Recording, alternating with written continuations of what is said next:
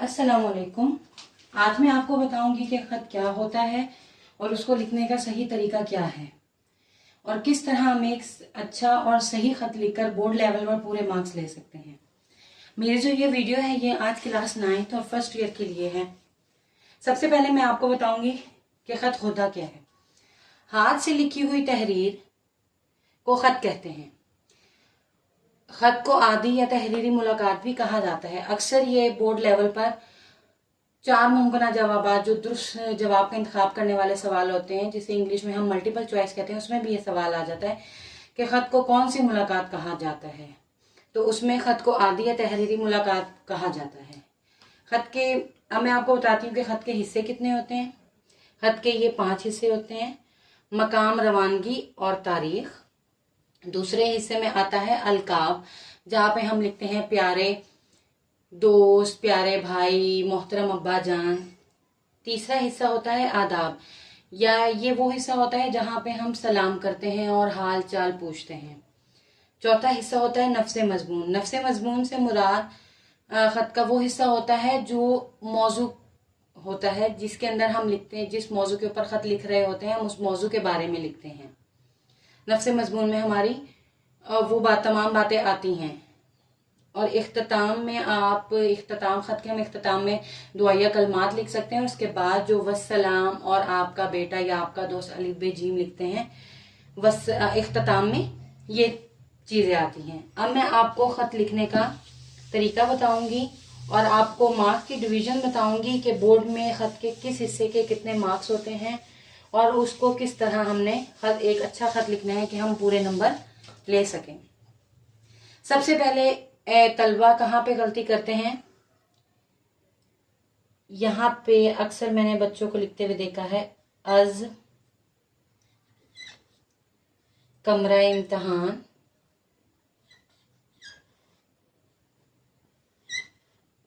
या बच्चे लिखते हैं खाली कमरा इम्तिहान। और इसके अलावा एक और जो लफ्ज़ लिखा जाता है इम्तिहानी मरकज़। अब इन तीनों में से सिर्फ एक सही है। अस कमरा इम्तिहान लिखना भी गलत है, कमरा इम्तिहान ये भी गलत है। जो सही तरीका है, जो बोर्ड लेवल पर फॉलो किया जाता है, उसमें हम लिखते हैं इम्तिहानी मरकज़। तो हम यहाँ पे लिखेंगे सबसे पहले इम्तिहानी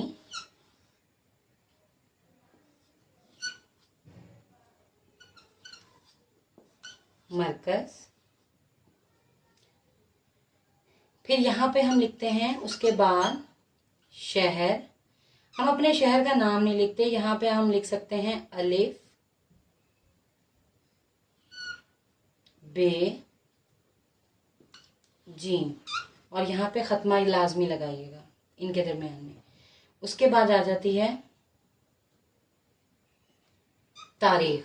तारीख में आपने बतारीख या मौरखा का लफ्ज़ नहीं लिखना, हम यहाँ पे तारीख लिखेंगे। वैसे हम तारीख इसको हम हिंसों में भी लिख सकते हैं, इंग्लिश हिंसों में, लेकिन अगर आप उर्दू हिंसों में लिखें, अगर आपको लिखना आता है तो वो ज़्यादा बेहतर रहेगा। जैसे यहाँ पे मैं सपोज लिख देती हूँ 27 जनवरी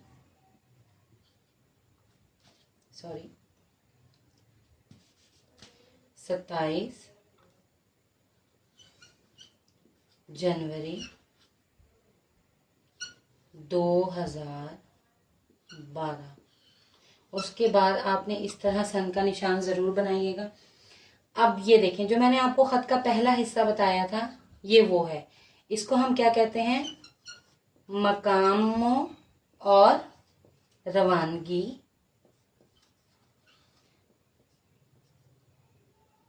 और तारीख।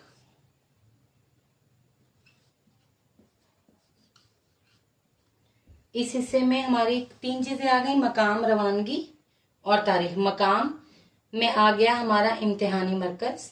अगर हम पेपर में लिख रहे हैं तो हम यहाँ पे इम्तिहानी मरकज़ लिखते हैं, लेकिन अगर हम वैसे ही कोई फॉर्म किसी को लेटर लिख रहे होते हैं, ख़त लिख रहे होते हैं, तो यहाँ पर हम उस बंदे का एड्रेस लिखते हैं जिसको हम ख़त लिख रहे होते हैं। यहाँ पर इम्तिहानी मरकज़, मकाम, रवानगी यानी किस जगह से हम लिख रहे हैं, शहर की आप हेडिंग देके अलिफ बे जीम लिखेंगे, तारीख। उसके बाद हमारा दूसरा हिस्सा क्या था ख़त का, जो मैंने आपको बताया था, अलकाब। अब यहाँ पर हम क्या करेंगे कि पेज सफ़े के दरमियान में अगर हम अब्बा जान के नाम लिख रहे हैं ख़त, तो हमने उनके रुतबे का या चचा जान के नाम, अपने से किसी भी बड़े के नाम ख़त लिख रहे हैं तो हम वहाँ पे हम मोहतरम का लफ्ज़ इस्तेमाल करेंगे। हम उन्हें किसी और अलकाबात से नहीं पुकार सकते, क्योंकि एक बड़े होते हैं, हमारे साथ एक इज्जत का रिश्ता होता है, तो उनके लिए हम मोहतरम का लफ्ज़ लिखेंगे। अगर आप प्यारे लिखते हैं तो वो भी ठीक है, लेकिन अगर आप मोहतरम लिखें तो वो ज़्यादा बेहतर रहेगा। मोहतरम अब्बा जान।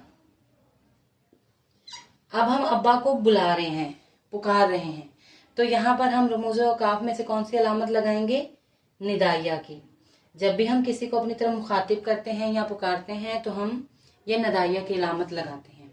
उसके बाद ये हमारा हिस्सा आ गया खत का, कौन सा, दूसरा हिस्सा, अलकाब। अब हम खत के तीसरे हिस्से की तरफ आते हैं। उसमें हम क्या करेंगे कि ये तो बोर्ड है इसलिए छोटा लग रहा है यहाँ पे, लेकिन जब हम पेपर में लिखते हैं तो यहाँ पर हम सबसे पहले 2 फिंगर्स गैप, 2 उंगलियों का फासला छोड़कर लिखते हैं।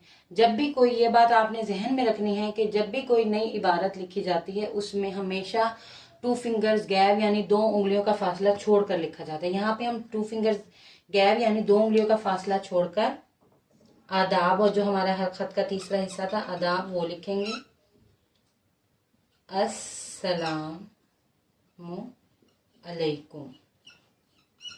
अब मैंने आपको अपनी पिछली वीडियो में भी बताया था कि अस्सलामु अलैकुम में वाव नहीं आता, मीम के ऊपर पेश आती है, और अस्सलामु अलैकुम एक पूरा जुमला बनता है, आप पर सलामती हो। इसके बाद खत्मा नहीं नदाइया का नहीं आता निशान, खत्मा लगता है। इसके बाद हम यहाँ पर फिक्रा लिख सकते हैं, मैं खैरियत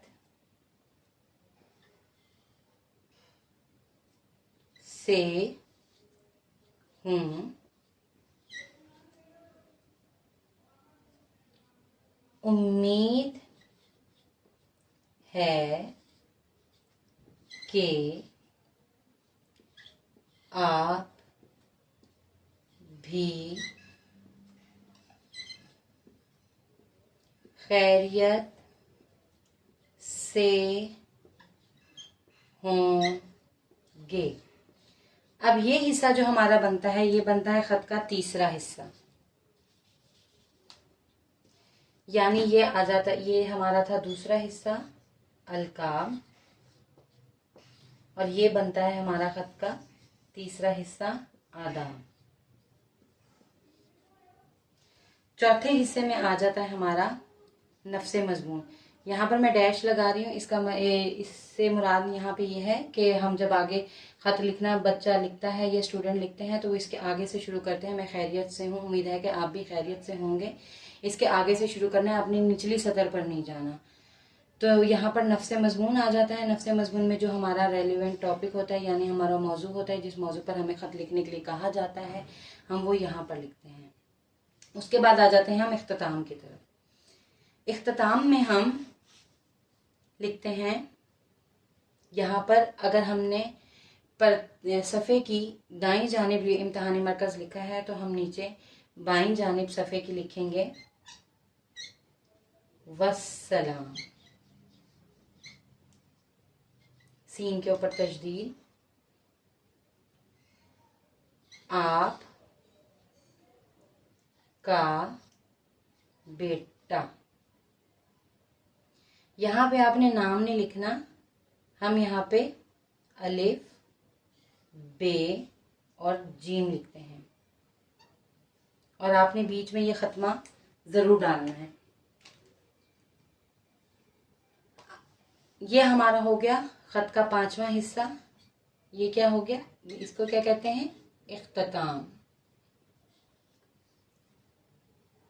यहाँ पे अब देखिए खत के पूरे 5 हिस्से जो मैंने आपको वीडियो के शुरू में बताए थे, मकाम, रवानगी और तारीख, उसमें ये 3 चीज़ें आ जाती हैं, इम्तिहानी मरकज, शहर अली बेजीम और तारीख।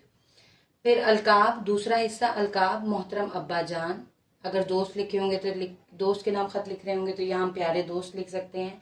तीसरा हिस्सा आ जाता है आदाब, यानी आदाब में अस्सलाम वालेकुम, और हम जब खैरियत मालूम करते हैं तो ये 2 फिक्रे हमारे आते हैं। उसके बाद चौथा हिस्सा बनता है ये है जो हम मौजू के ऊपर लिखते हैं, नफ्से मजमून। चौथे हिस्से को हम कहते हैं नफ्से मजमून, जो हमारा मौजू होता है, यानी जिस चीज़ के बारे में हम खत लिख रहे हैं। जैसे अगर हम गर्मियों की छुट्टियां गुजारने के लिए अब्बा जान को अपने हॉस्टल बुला रहे हैं तो हम उसके बारे में यहाँ पे लिखेंगे। अगर हम अपने किसी दोस्त के बारे में लिख रहे हैं और उससे कोई इम्तहानों में मदद लेना चाहते हैं और उससे बुला रहे हैं कि आओ आप आओ और मेरी मदद करें, मुझे पढ़ाएं, तो हम यहाँ पे वो चीज़ लिखेंगे। और जो खत का 5वां और आखिरी हिस्सा होता है वो इख्तिताम होता है, वहाँ पे हम लिखते हैं वस्सलाम, जिसमें अगर आप अब्बा जान के नाम लिख रहे हैं तो नीचे आपका बेटा लिखेंगे वसलाम के बाद। अगर हम दोस्त के बारे में लिख रहे हैं तो हम लिखेंगे आपका दोस्त अलिफ बे जीम। अब यहाँ पर मैं आपको मार्क्स की डिवीजन बताती हूँ कि मोस्टली फेडरल बोर्ड में ये सवाल खत 5 नंबर का आता है, 9th क्लास में भी और 9th लेवल पे भी और फर्स्ट ईयर में भी 5 नंबर का आते हैं। 5 नंबर में मार्क्स की डिवीजन किस तरह होती है, 2.5 नंबर का हमारा होगा नफ्से मजमून, यानी ये जो रेलिवेंट हमारा मौजू होता है, टॉपिक होता है। 2.5 मार्क्स का हमारा होता है नफ्से मजमून। अब उसके बाद बकाया जो हमारे 2.5 मार्क्स बचे, ये तीनों चीजें हमारी आ जाती हैं 1 नंबर,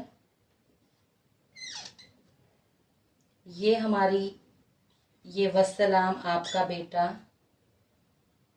1 नंबर, और मोहतरम अब्बा जान और अस्सलाम वालेकुम ये हमारा बनता है 0.05 मार्क्स का। तो जब पेपर एग्जाम हम बोर्ड लेवल पर पेपर चेकिंग करते हैं तो हम मार्क्स की डिवीजन हर चेक करते वक्त इस तरह करते हैं कि अगर बच्चे ने ये सारी चीज़ें, तीनों चीज़ें लिखी हैं तो हम उसका 1 नंबर हम यहाँ देते हैं। उसके बाद खत के दूसरा हिस्सा यानी अलकाब, अगर उसने अलकाब लिखा है, अलकाब सही लिखे हैं और आदाब सही लिखे हैं तो हम आधा नंबर यहाँ पे देंगे।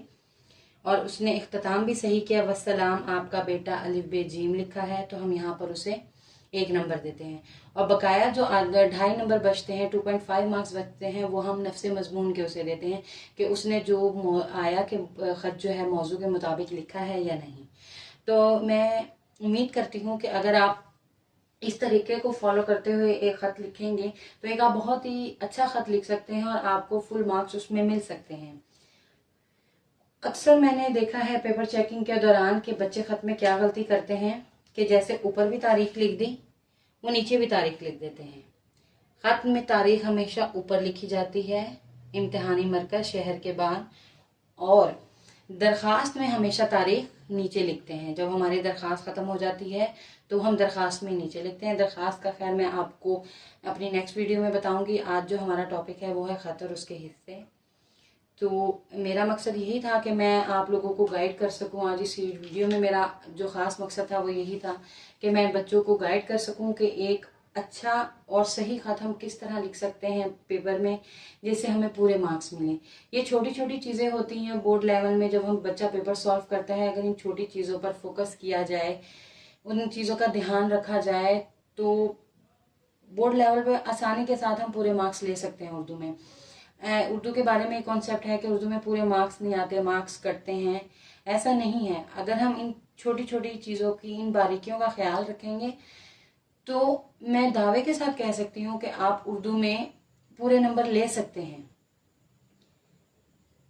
उम्मीद है कि आपको मेरी वीडियो पसंद आई होगी। अगर मेरी वीडियो पसंद आई है तो मेरी वीडियो को लाइक कीजिए, मेरा चैनल सब्सक्राइब कीजिएगा। आज तक के लिए इतना ही। अल्लाह हाफिज़।